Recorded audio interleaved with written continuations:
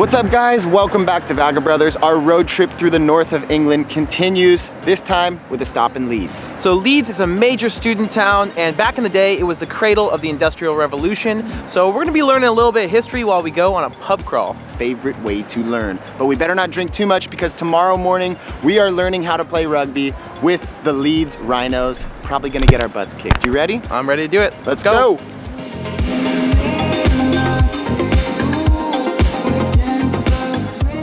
I'm super excited right now. I don't know if you guys have figured this out, but I'm kind of a dork. I studied Leeds and the whole north of England a lot in my political economy classes because this is where the Industrial Revolution really started. Anyways, we're gonna learn more about that later. First, we're going to Friends of Ham, a really good craft beer bar that was recommended to us by our friend Johnny at the Craft Beer channel. So thanks for the tip, Johnny. We're gonna go check it out and have some lunch.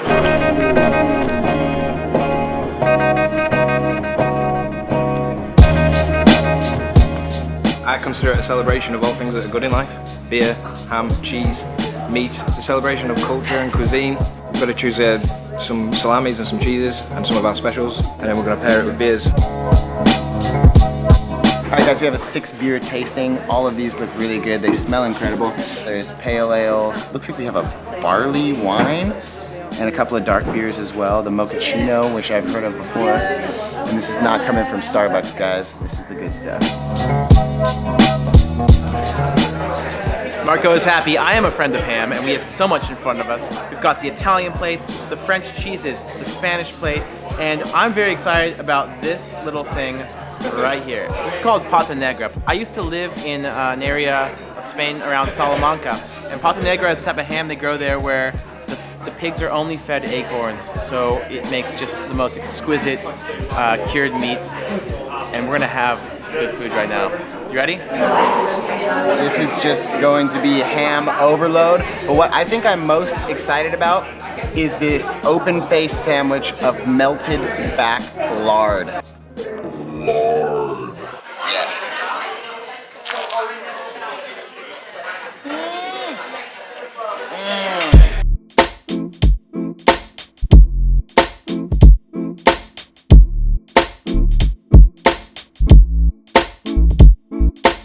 All I gotta say is good thing that we're working out tomorrow morning with the Rhinos. I hope they kick our butts to burn all this back fat off of us. Nice. Cheers. Thank you. God damn, Friends of Ham, dude. Oh my goodness, that was so delicious. I really liked it because it brought together not just local beers, because we cover a lot of local food, but also the best of other countries around the world.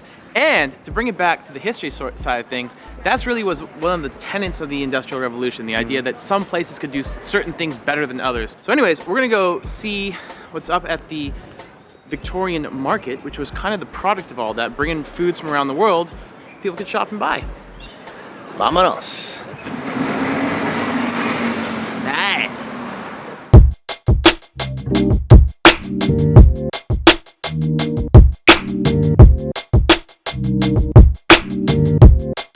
This place is crazy, super awesome.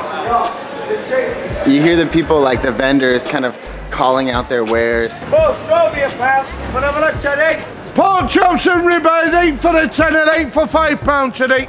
It almost reminds me of like Oliver Twist, you know? Like a little paper boy, you know, like, get your paper, £2 for a bonnet. I don't even know, it's so cool, I love it.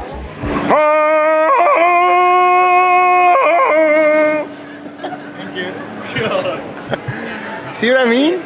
It's the voices of the market, and really make it special.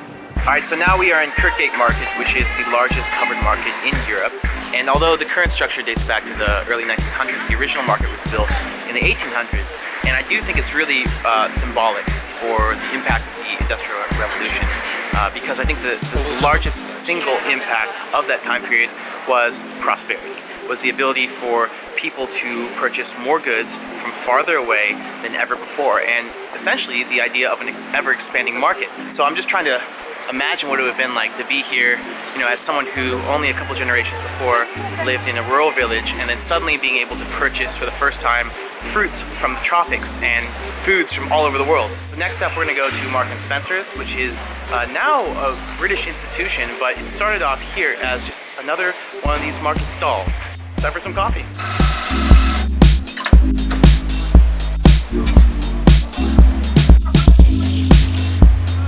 Thank you.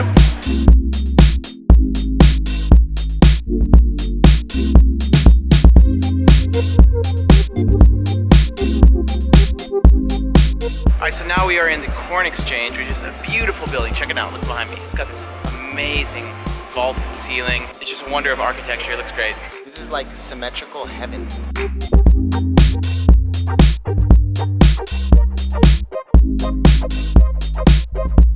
Just walking along the Aire River right here. And actually, one of the most important innovations of this time was the invention of the canal system. You know, originally canals were pulled by horses before trains existed, and it really allowed everything that was being produced here on the interior of the country to be shipped out to ports, and then from there, all around the world.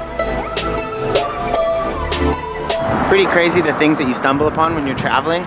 This little plaque behind me basically says that a guy named Louis Le Prince came here in 1866, where he experimented with a one-lens camera to shoot that view, which was probably the first movie, so pretty cool. Look at that.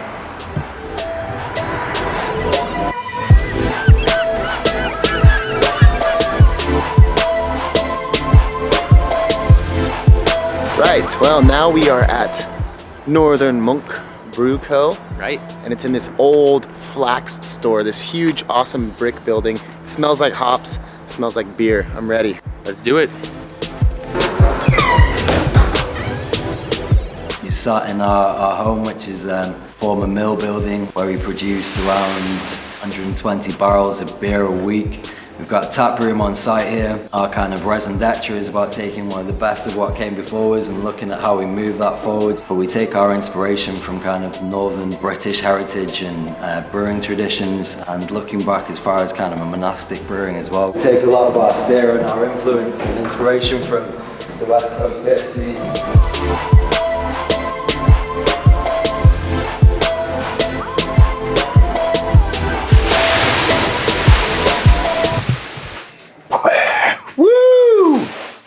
Barley flying everywhere here. Time to go try some of this beer.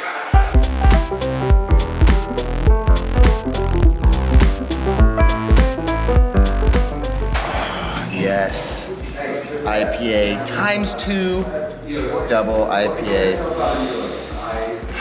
This is my happy place. I really love like tracing the craft brew scene around the world and hitting up all these different breweries, because this is a trend that is global in scale but local. Every brewer makes, you know, a similar recipe but in their own unique ways. No, it's definitely true. I mean, you have to think that back in the day, this building would have been full of huge mass scale machines, and now this is kind of like the thing about craft beer is that they're bringing the scale back to something more manageable. Gentlemen, To the next place. not to bed. We're going to the Midnight Bell for dinner and more drinks. Guys, one of the cool things about the Midnight Bell is that the majority of the food that's cooked here is actually cooked with the beers that they brew.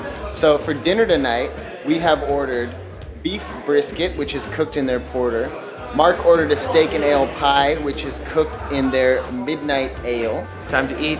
It's time to eat. It's time to eat. Let's go. This was our first showcase. This was where we could present our beers to people. So this was always meant to be the best pub that we ever did. Cheers, guys. Thanks very much.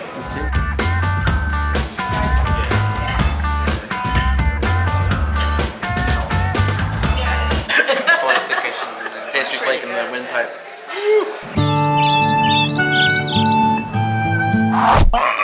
Okay guys, so it's early in the morning. We are at the stadium of the Leeds Rhinos, who are the current reigning champions here in the UK.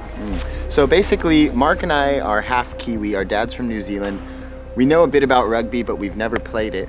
And today, some of the players are gonna give us kind of a rugby 101. Jamie Jones Buchanan, JJB. That's right. We got Rob here. Hi guys. You're gonna be teaching us how to kick? Yep, that's right. Now, I think there might be a kicking competition involved. It's like best of 3.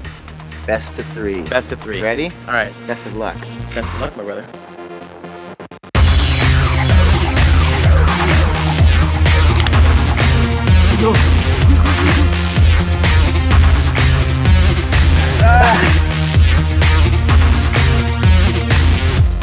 I'm feeling pretty good about this. Back in high school, I was the 112-pound JV champion for a couple of weeks. It's gonna be putting those skills to the test right now. JV champion, what's that electrical make? Yeah, let's go, move, not like a grenade launcher in front of you. Yeah, well done. 3, 2.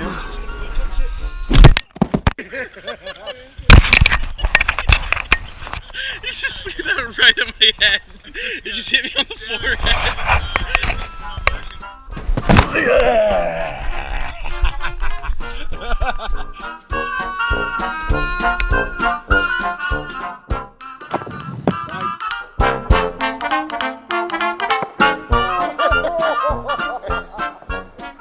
Did that go in? 0 for 1. Great strike. 2 for 2. Feeling the heat. It's got that beginner's luck is going forward. I'd just say I'm generally more coordinated. No comment. Oh, he's got it. All right, so I need Alex to miss this shot in order to have a chance at winning this petty competition. But being brothers, petty competitions, that's all we got. You got it? I don't know, guess so.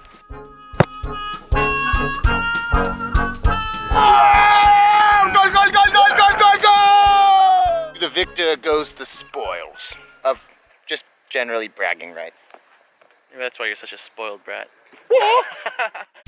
Right, well, that was an awesome time in Leeds. Pub crawl, bit of history. Bit of rugby. Yeah, fun Amazing. times. Stay tuned.